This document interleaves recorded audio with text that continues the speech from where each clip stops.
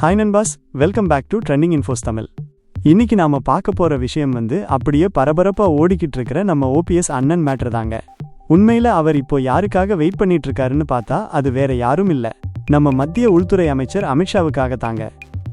என்ன விஷயம்னா, நம்ம ஓபிஎஸ் அண்ணன் ஏற்கனவே ஒரு திக்கு கெடு வச்சிருந்தார்ல. அதாவது டிசம்பர் 15ஆம் தேதிக்குள்ள இபிஎஸ் திருந்தலைன்னா திருத்தப்படுவார்னு ஒரே போடாக போட்டிருந்தாரு.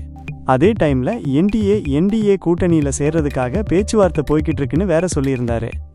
இப்போ லேட்டஸ்ட் அப்டேட் என்னன்னா, இந்த வார கடைசியில அமித்ஷா சென்னைக்கு வர போறாராம். இந்த சமயத்துல நம்ம ஓபிஎஸ் அணியை அழைத்து அவர் பேசுவார்னு அண்ணன் ரொம்பவே எதிர்பார்த்து காத்துக்கிட்டு இருக்காராம். இது ஒரு பெரிய டர்னிங் பாயிண்டா இருக்கும்னு நினைக்கிறாங்க. ஆனா ஒருவேளை அமித்ஷா தரப்பிலிருந்து அழைப்பு வரலை, பேச்சுவார்த்தை நடக்கலைன்னா என்ன ஆகும்?